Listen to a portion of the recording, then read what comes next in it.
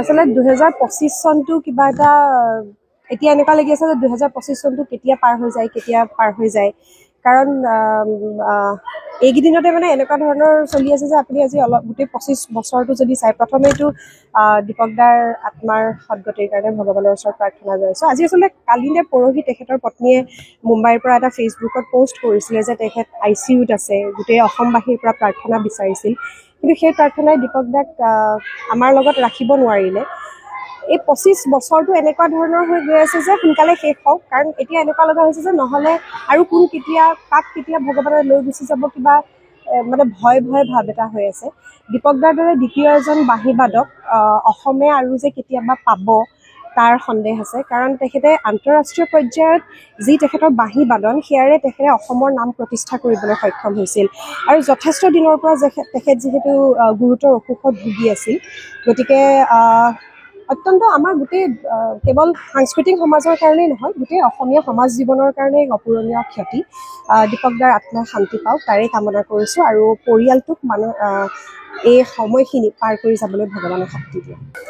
আচলতে 2025 চনটো কিবা এটা এতিয়া এনেকুৱা লাগি আছে যে 2025 চনটো কেতিয়া পাৰ হৈ যায় কাৰণ এইকেইদিনতে মানে এনেকুৱা ধৰণৰ চলি আছে যে আপুনি আজি অলপ গোটেই 25 বছৰটো যদি চাই প্ৰথমেইটো দীপক দাৰ আত্মাৰ সদ্গতিৰ কাৰণে ভগৱানৰ ওচৰত প্ৰাৰ্থনা জনাইছো। আজি আচলতে কালি নে পৰহি তেখেতৰ পত্নীয়ে মুম্বাইৰ পৰা এটা ফেচবুকত পোষ্ট কৰিছিলে যে তেখেত ICUত আছে, গোটেই অসমবাসীৰ পৰা প্ৰাৰ্থনা বিচাৰিছিল, কিন্তু সেই প্ৰাৰ্থনাই দীপক দাক আমাৰ লগত ৰাখিব নোৱাৰিলে। এই 25 বছৰটো এনেকুৱা ধৰণৰ হৈ গৈ আছে যে সোনকালে শেষ হওক, কাৰণ এতিয়া এনেকুৱা লগা হৈছে যে নহ'লে আৰু কাক কেতিয়া ভগৱানে লৈ গুচি যাব কিবা মানে ভয় ভাৱ এটা হৈ আছে। দীপক দাৰ দৰে দ্বিতীয় এজন বাঁহীবাদক অসমে আৰু যে কেতিয়াবা পাব তাৰ সন্দেহ আছে, কাৰণ তেখেতে আন্তঃৰাষ্ট্ৰীয় পৰ্যায়ত যি তেখেতৰ বাঁহী বাদন সেয়াৰে তেখেতে অসমৰ নাম প্ৰতিষ্ঠা কৰিবলৈ সক্ষম হৈছিল। আৰু যথেষ্ট দিনৰ পৰা তেখেত যিহেতু গুৰুতৰ অসুখত ভুগি আছিল, গতিকে অত্যন্ত আমাৰ গোটেই কেৱল সাংস্কৃতিক সমাজৰ কাৰণেই নহয়, গোটেই অসমীয়া সমাজ জীৱনৰ কাৰণে এক অপূৰণীয় ক্ষতি। দীপক দাৰ আত্মাই শান্তি পাওক তাৰেই কামনা কৰিছোঁ, আৰু পৰিয়ালটোক এই সময়খিনি পাৰ কৰি যাবলৈ ভগৱানে শক্তি দিয়ে।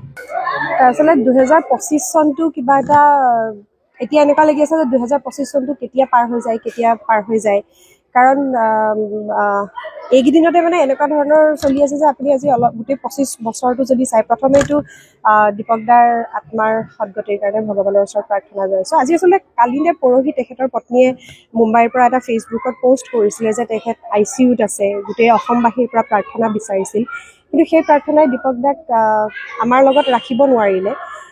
এই 25 বছৰটো এনেকুৱা ধৰণৰ হৈ গৈ আছে যে সোনকালে শেষ হওক, কাৰণ এতিয়া এনেকুৱা লগা হৈছে যে নহ'লে আৰু কাক কেতিয়া ভগৱানে লৈ গুচি যাব কিবা মানে ভয় ভাৱ এটা হৈ আছে। দীপক দাৰ দৰে দ্বিতীয় এজন বাঁহীবাদক অসমে আৰু যে কেতিয়াবা পাব তাৰ সন্দেহ আছে, কাৰণ তেখেতে আন্তঃৰাষ্ট্ৰীয় পৰ্যায়ত যি তেখেতৰ বাঁহী বাদন সেয়াৰে তেখেতে অসমৰ নাম প্ৰতিষ্ঠা কৰিবলৈ সক্ষম হৈছিল। আৰু যথেষ্ট দিনৰ পৰা তেখেত যিহেতু গুৰুতৰ অসুখত ভুগি আছিল, গতিকে অত্যন্ত আমাৰ গোটেই কেৱল সাংস্কৃতিক সমাজৰ কাৰণেই নহয়, গোটেই অসমীয়া সমাজ জীৱনৰ কাৰণে এক অপূৰণীয় ক্ষতি। দীপক দাৰ আত্মাই শান্তি পাওক তাৰেই কামনা কৰিছোঁ, আৰু পৰিয়ালটোক এই সময়খিনি পাৰ কৰি যাবলৈ ভগৱানে শক্তি দিয়ে।